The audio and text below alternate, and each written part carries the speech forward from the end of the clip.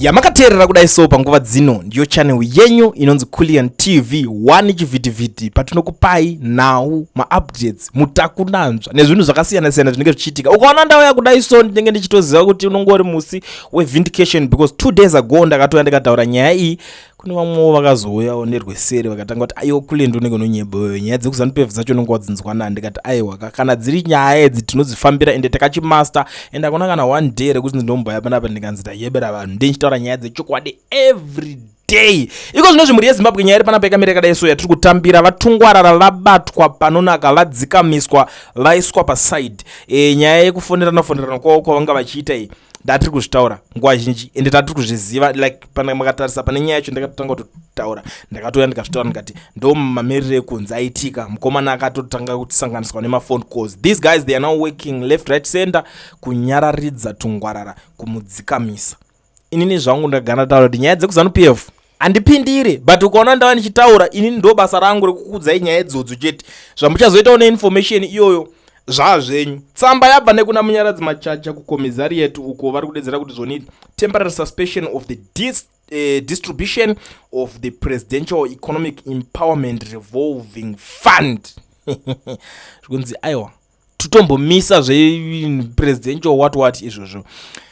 So mutsamba ndo pamari kuti the commissariat department wishes to announce the temporary suspension of the distribution of the presidential economic empowerment revolving fund. Henceforth, the Secretary General Comrade Advocate Jacob Mudenda will soon issue new guidelines on the distribution, utilization and management of the fund.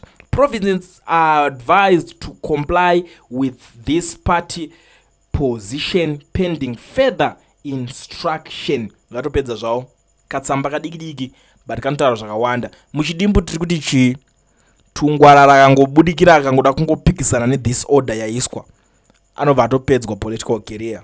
Anobva atozotaka kutokudzinga muZANU-PF yacho because ava ndo vane simba rekudzinga chero munhu muZANU-PF. I always tell people, I still remember nchimbodza umwe ndikati kune mamwe madepartment emuZANU-PF ekuti adhererwa. Ukatoona watodherera that department unopinda busy. Tungwarara yakewo yaakafira ndeyekuti akada kuzotanga roda unochallenge even vanhu vakawanda. Uchallenge ningi but ndokunozongova kupera kwazvo. Zvokuti wabva nekustate house kuna Mnangagwa ZANU-PF vanhu varimo vatori nejealous about vanhu vanenge vari padhuze naMnangagwa. Vanozonzi vari kuita jealous kuti ko uyu ari kugarire paside napresident vari kudai so siyanai nevanhu ndezvenguva yedu chinchidzungure serenenge richiitwa. Madhara ese ari muZANU-PF vanotoshuvira kuti kumuka kusena achienda kustate house achimuka achinenzi uyu paside pangu naMnangagwa. Ndozvo vanotoshuwira chaizvo. Mawo veteran mamwe munoona vese vaya vanonzi vakaenda kunorwa hondo vakanodidi vakazoya vakazopuwa zvimwe zvigaro vanotoshuwirawo that privilege yekumuka makuseni ega vachigara paside naMnangagwa. We also have people like ana Christopher Hatikure Mutsvangwa. Yes, anotoshuwirawo that opportunity yekumuka every day achitonzikana kuti ndiye advisor uchakati chero asina kana one chinhu chaanoziva kunze kweEnglish chete yakangonaka yanotaura but zvimwe zvese anotoshuwira kuti atoya achitoadvisor angato-sacrifice kuti zvirinani nditoadvisor ma-English words kuna president. That way anogona kuti ndipei that position nditotry kuita izvozvo. Muri kubata nyaya yacho. Kozobuda manje vafana vechidika naTungwarara votanga kuti isusu totonzira desi iwoyo uyu ngabve paside naningirikini ndezvenguva yedu. Maspeeches ese aitaura ayaya anga aine kutonongedzera vanhu vakawanda pathat nigirini yaya. Ndokwanisa kukuudzai vanhu 20 vaakatoataka pathat nigiri ndichikuudzai kuti kana ataura this word riri kunanga kuna ningi you know kuti ndozviziva zvinhu izvozvo ende ndikatokuudzai kuti chero munhu akataura madimikira I know kuti uyu akutaurawo izvi ndiani I know ataura ndiani but I'm not here kuti ndikonzerese kuti vanhu vanetsana vaite sei. Tingori papa kuonesana kuti iyi nzira inenge yakutorwa aibude mushe. ZANU-PF haina basa nazvo kuti wabva nekwaMnangagwa.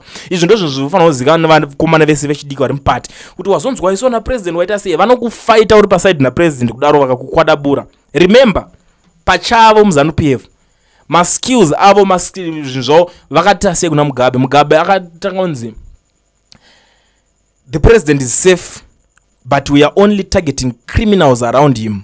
Ndobva vatanga kukwachura vanhu vese vanga vari around Mugabe kusvika iye Mugabe wacho futi atozokwachurikawo ipapo.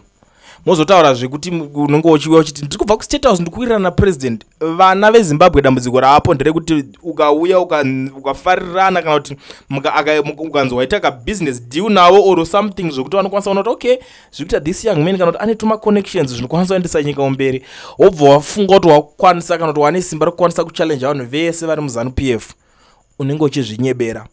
The other thing, nyaya yekuchallenge Munyaradzi Machacha was the one akanullify that ngirikini yakaitwa kumaNicaland yekunzi yada kupinda kuCentral Committee zvikanzi zvemaita ndezvekwenyu because party zvasikuenderana nemarules eparty, because party nemarules ayo muri kuzvibata. Tungwarara ndo pakazobuda achiti kana Central Committee wenyu wakadaro ndohusiya varume nini handozvisiya izvo, akadisrespecta madhara aya zvakanyanya because kuva muCentral Party muCentral ngirikini machuka zvinhu zvavanokoshesa vanozvivaluwa chitori chinhu chihombe is the big achievement. Tarisai kana kucelebrate the way they were celebrating pakapinda kuda kwashata Gwirei vakatonyazo, but he's someone vanoti is so called billionaire whatever, but akatofirira kuti ndatowana mukana wekuti ndipinde ndichinge ndichinzi ndatooma muCentral Committee meme.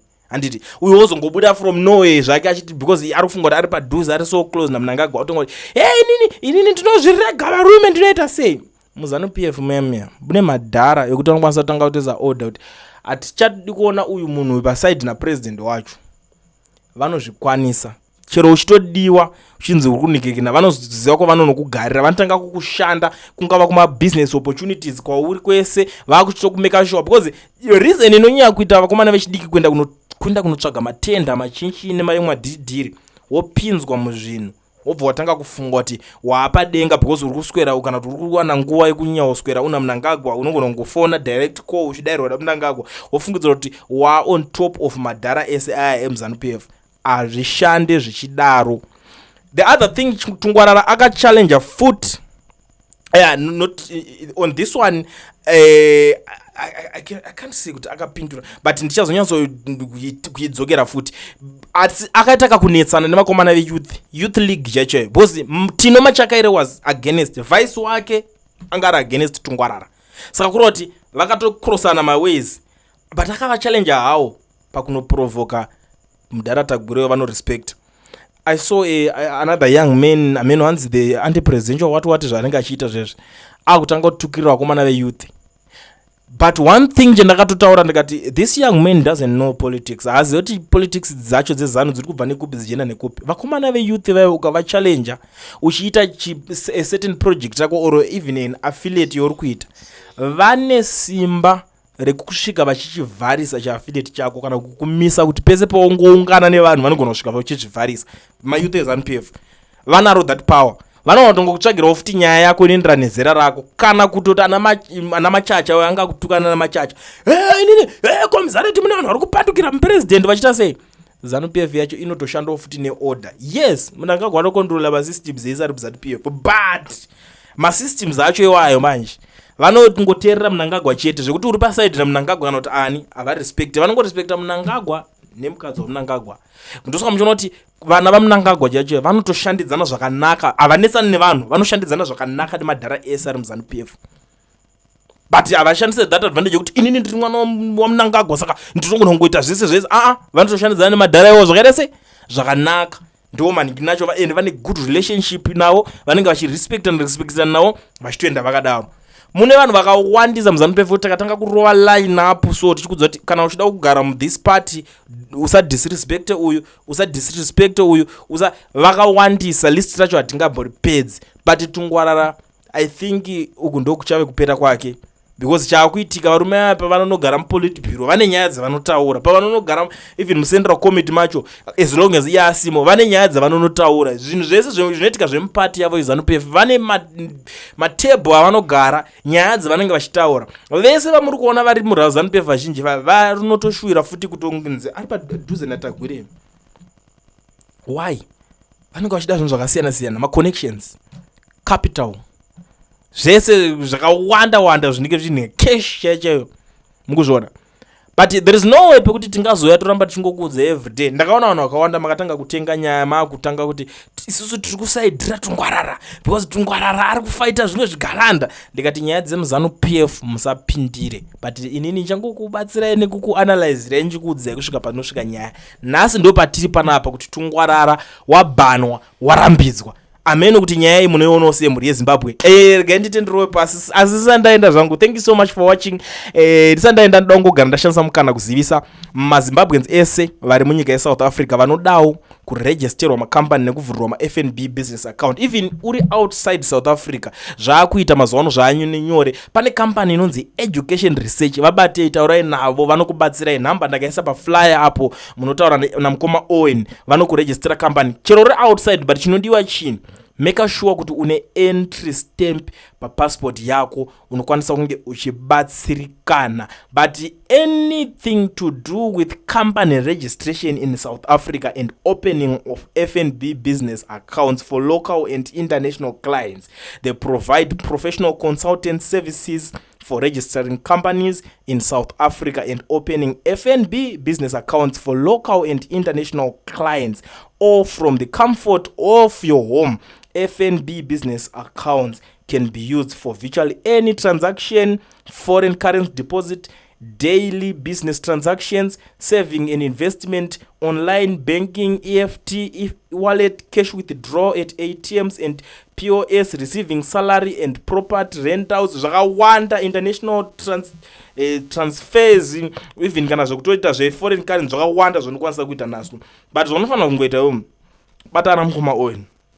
Number dzavo idzi, even especially to those who are outside South Africa, make sure to waisa code. It's +27733021868. Ndichadzokorodza zvekare munyatsobata number idzi, +27733021868. ndidzo nhamba dzinobatika vanhu veEducation Research ana mukoma Owen. Vabatei vakubatsirei zvinhu zvenyu zvototanga kutoendeka iko zvinezvi. January unoyu atopera kudai, zvinhu zvako unongotanga wogore rako uri munhu akarongeka nekambani yake registered ane mapepa akaita segirikini ekambani anokwanisa kuendesa kumberi because vazhinji vatoyambuka because of those things zvakatangwa zviri kubatsirwa maZimbabweans namukoma Owen veEducation Research. Chivabatai vakuitirei.